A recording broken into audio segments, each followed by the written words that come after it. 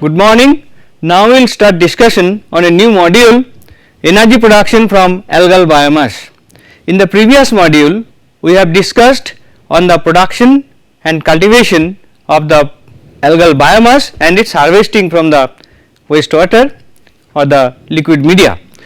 In this module we will concentrate on the production of energy from the harvested algal biomass, and we will discuss on this topic, that is biodiesel as an important option for energy production from algal biomass, then bio-oil production from algal biomass, conversion of algal oil to biodiesel, then types of conversion process, mechanisms and comparison, factors affecting biodiesel yield, upgradation of algal oil to biodiesel using homogeneous and heterogeneous catalysts, quality parameters of algal biodiesel and its stability, challenges for microalgae and integrated scheme for utilization, biojet fuels, and finally research status on algae to oil production.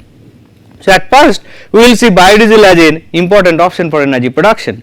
So, once we are able to get the algal biomass after harvesting, we have to use it, and there are number of ways we can follow to produce energy as given in this slide. We may process the algal biomass through pyrolysis, we may process it through biogas production, that is anaerobic digestion, we can process it through syngas, that is gasification, that is syngas production, and we can go for biodiesel production and biojet fuel production. So, these are the major important routes through which the algal biomass can be processed for the production of energy. We have discussed all those parts, that pyrolysis, gasifications, anaerobic digestion and transesterifications for biodiesel production. But here we will concentrate on basically how to produce biodiesel and biojet fuel from the algal biomass. So, for this purpose our first step is to produce bio-oil from the algal biomass through oil extraction. We have already discussed the oil extraction from oil seeds. So, similar methods will be used here, but there will be some difference. We will be describing those things later on, and this bio-oil which will be derived from the algal biomass, that is algal bio-oil, that will be upgraded to biodiesel and biojet fuel. So, biojet fuel is a new one, we have not ever discussed in this course. Now, we will be discussing for the biojet fuel production using microalgae.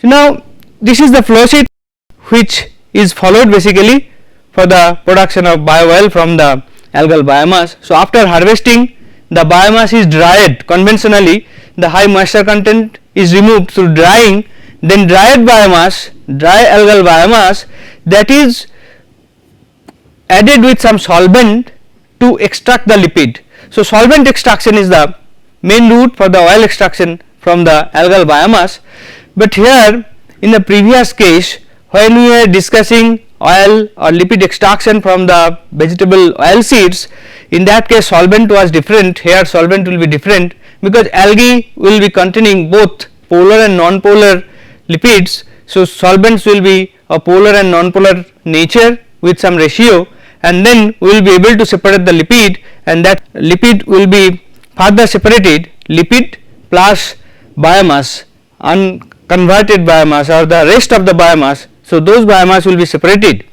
that is oil extracted biomass, and oil or lipid part will come here, and that lipid will come with the solvent which we are using. So, solvent has to be removed from the lipid or the bio-oil. So, thereafter after separations we will get bio-oil, and finally we will be getting solvent that can be used further for this oil extraction method. So, this is a very conventional method, but in this method the drying steps requires very high amount of energy, that is why this process is not so economic. So, people are trying to develop new methodology or new techniques to reduce the drying step or the extent of drying, or in place of drying the people are trying to use the wet biomass in aqueous phase directly with some solvent and to get the extraction of the oil. We will be discussing this part later on.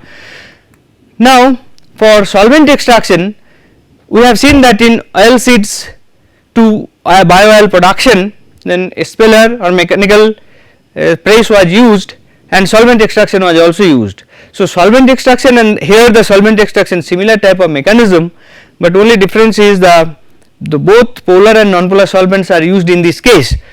So, what happens in this case, what is the mechanism? If we use the algal biomass, so this is algal biomass, this is your cell wall and inside is our cell membrane. So, we are using solvent. So, solvent are polar and non-polar solvent. So, polar non-polar solvent will pass through this the cell wall and it will go through the cell membrane and will attach with the proteins which are non-polar in nature. So, non-polar protein will be attached to non-polar solvent. So, it will be getting out from the cell membrane, then cell wall, and then there will be some layer of the solvent. So, in the solvent layer it is coming, ultimately it is going to the bulk of the solvent. So, this is the mechanism of the extractions of the non-polar lipid by this non-polar solvent. But if it is a polar solvent, then polar solvent will also enter into the cell in the similar way and it will capture the polar lipid. So, you see here the polar lipid, it is taken by this polar solvent and again it is coming back from the cell through cell membrane and cell wall and it is reaching to this the layer of the solvent and ultimately to the bulk of the solvent. So, this is the mechanism for the extractions of the bio-oil from the algal biomass using conventional solvent. So, I will show you some examples of solvents. So, here the extraction method is oxalate extractions and batch extraction method was used and these are the microalgal species which was used for the oil extraction. So, oxalate extractions the solvent was used methylene chloride and methanol at the ratio of 2:1 and somewhere chloroform, methanol and 50 millimole phosphate buffer in this ratio 35:70:28. Somewhere chloroform methanol with 2:1 and somewhere hexane isopropanol 3:2, different solvent ratio, different types of solvent in different ratio was used in these cases and in the process total solvent to biomass ratio was 75 to 1000 ml solvent per gram of biomass. So, these are some example of solvent extraction method. Now, we will be discussing some advanced type of method solvent extraction, that is supercritical solvent extraction method. So, in this case, so this is our algal biomass, we are sending the supercritical carbon dioxide for example. So, supercritical carbon dioxide is coming through this and then the algal biomass will be having some layer. So, static supercritical carbon dioxide film will form with the biomass and then it will be the bulk of the supercritical carbon dioxide flow. So, here the transfer will take place, the carbon dioxide is not a polar. So, this is a non-polar. So, non-polar proteins will go out from this mass algal biomass, but polar protein will be difficult to separate through this method. So, in some cases some polar solvent is also added with it, we will give some example here. So, extraction pressure, this is one example that where extraction pressure was used 400, 500 and 700 bar and temperature was 40 and 55 degree centigrade. As you know, the critical point of CO2 is 31 degree centigrade and 74 bar pressure, but in this case the high pressure was used and temperature is 40 to 55 degree centigrade and the flow rate was 0.17 kg per minute and then time 360. Polar modifier was not added in this case, but in the second case polar modifier was added, that is ethanol. So, different amount of ethanol was added and the efficiency was tested to get the optimum amount of ethanol which has to be added with the supercritical carbon dioxide solvent. So, here some observations are obtained and important, that is increase in lipid extractions with pressure at constant temperature. If temperature remain constant and pressure increases, then lipid extractions increases, and increase in lipid extraction rate with temperature at constant pressure. And it is in this case it has been found that optimum condition is 400 bar with 13.7 ml ethanol and 60 minutes of extraction process. Some other examples are given here, different types of algal species and different conditions, that is 200 bar to 350 bar and extraction temperature 40 to 55 and flow rate is different and time is also different from the others, and in this case another conditions is provided, that is 100, 250, 350 bar and temperature 50, 60, and modifier was added. The polar modifier, that is 10% ethanol is added here, and here some interesting information is that the lipid increased with pressure at constant temperature, but it decreased with temperature at constant lower pressure, but increased with temperature at constant higher pressure. So, that is one peculiar type of observations they have reported here. So, similar effect of temperature and pressure on total lipid yield like chlorella vulgaris was also observed by this microalgal strain or biomass. Now, we will see the single step extraction of oil, that is no drying is required, that is very expensive process. So, this is basically patented technology by the Origin Oil, and in this technology the matured algal biomass in aqueous phase is sent to the extraction tank through a pipe, and when it is passing through this pipe, then some carbon dioxide is passed through it to modify the pH of the solution, and low voltage power input is provided. So, low voltage power input as proposed by the Origin Oil, due to quantum fracturing the algal biomass, lipids from the algal biomass comes out from the cell.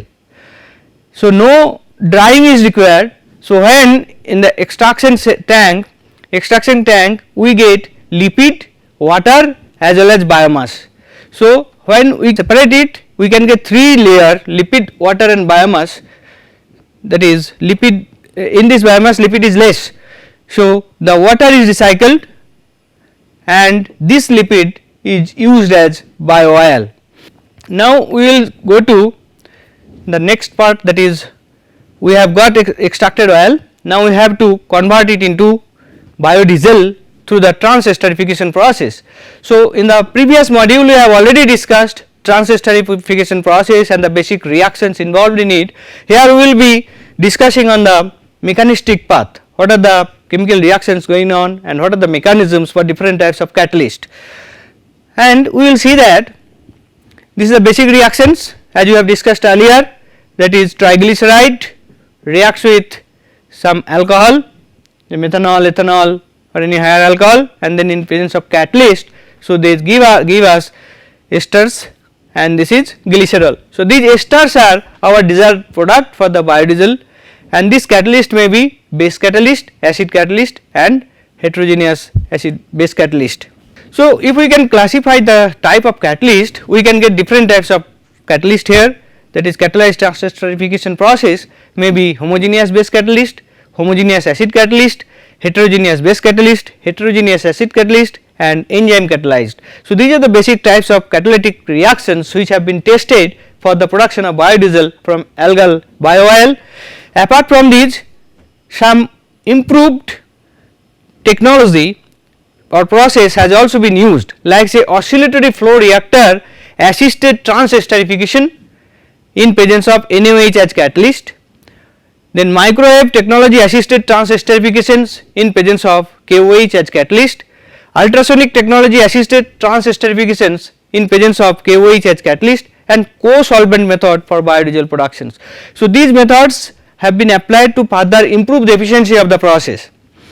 So, now at first we will see the mechanism of different types of catalytic conversion processes.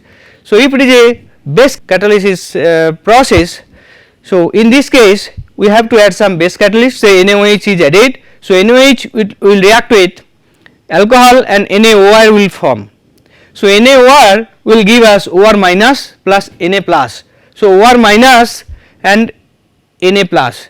So, this OR minus plus triglyceride R dash CO R double dash, this will give us this moiety. Now, you see what is this R double dash, that is equal to this one CH2 CH CO R and CH2O CO R dash. So, this is our triglyceride moiety, triglyceride that will react with RO minus, we are getting R dash CO minus OR OR double dashed. So, this we are getting. So, from this moiety is again reacting with ROH, another alcohol. So, it is converting to R dashed CO minus OR OH plus, that means, and then this one will further be converted to R dashed COOR and this will be ROH, R double dashed OH, that will be formed.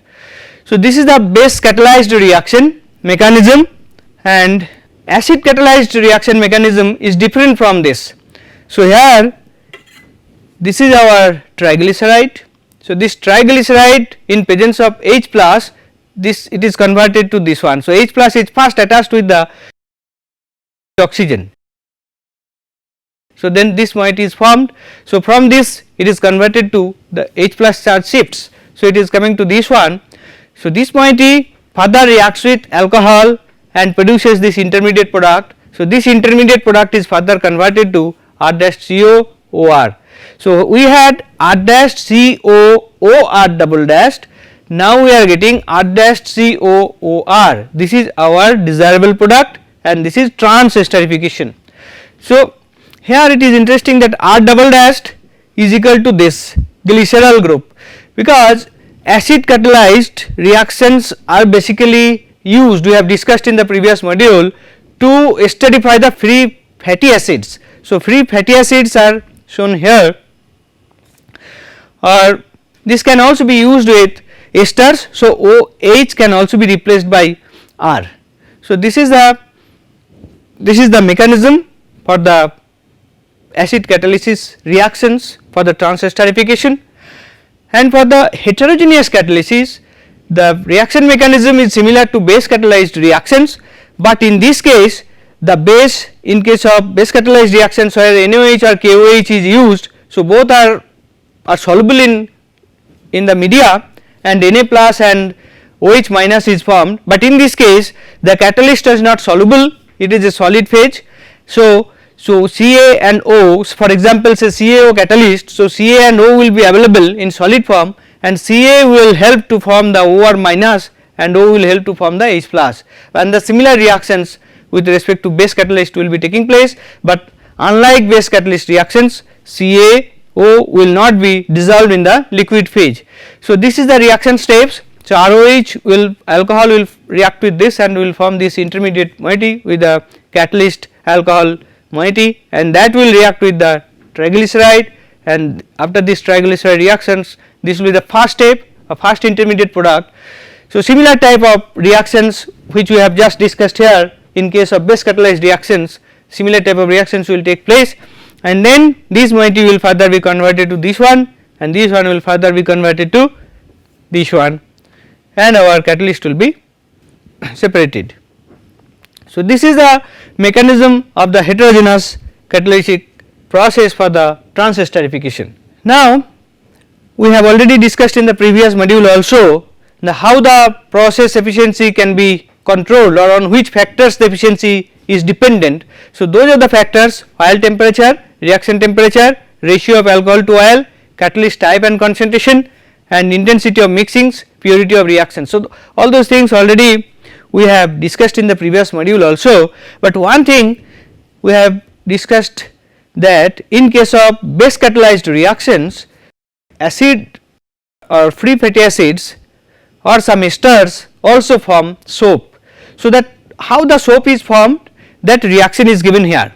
So, this is our R dash O or say some free fatty acids or say fatty acid esters. If R is H, then free fatty acids, or in this case it is fatty acid esters. So, this ester will react with H2O and this alcohol will form, and that will further react with NaOH and that will give us sodium salt of fatty acids. So, that is called soap. So, this is not desirable. So, that is the disadvantage of base catalyzed reaction, but if we use the heterogeneous catalysis, this formation does not take place. NaOH cannot, CaOH I just given CaO example. So, CaO cannot join here. So, soap formation cannot take place.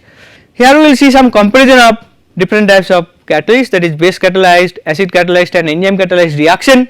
So, for the comparison we have to identify some parameters. So, these are the parameters which we have identified, that is reaction rate, effect of free fatty acid in oil, cost of catalyst, catalyst used and chances of deactivation of catalyst, possibility of catalyst recovery, and then problems in product recovery and byproducts, and what are the effect of alcohol used. So, those parameters we have used for the comparison, and from this comparison it seems that all the catalysts are having some pros and cons. So, all are having some positive and some negative points, and extensive research is going on to develop new catalyst. Out of these three, NOH catalyst have been mostly used and acid catalyst has been less used, and in some cases enzyme catalyst has been reported in very few literature.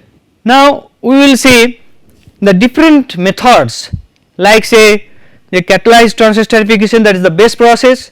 Then we are doing catalyzed transesterification using co-solvent, and another method the oscillatory flow reactor assisted catalyzed transesterification, and then microwave technology assisted catalyzed transesterification, and then ultrasonic technology assisted catalyzed esterification. So, all those methods are further improvement of the conventional transesterification methods, and the advantage and disadvantages are provided in this slide.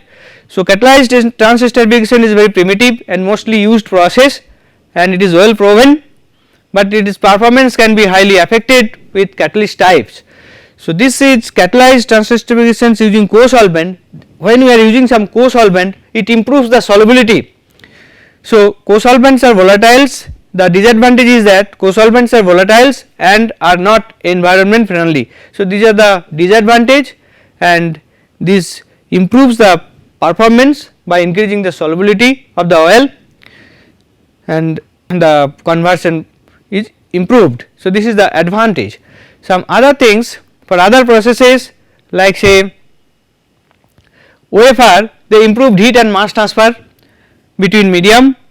Microwave reduces the energy requirement, because microwave itself provides some amount of energy, and then ultrasonic improved mass transfer rate between media.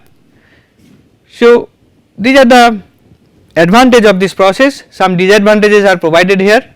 These are not so well proven and not well developed technology.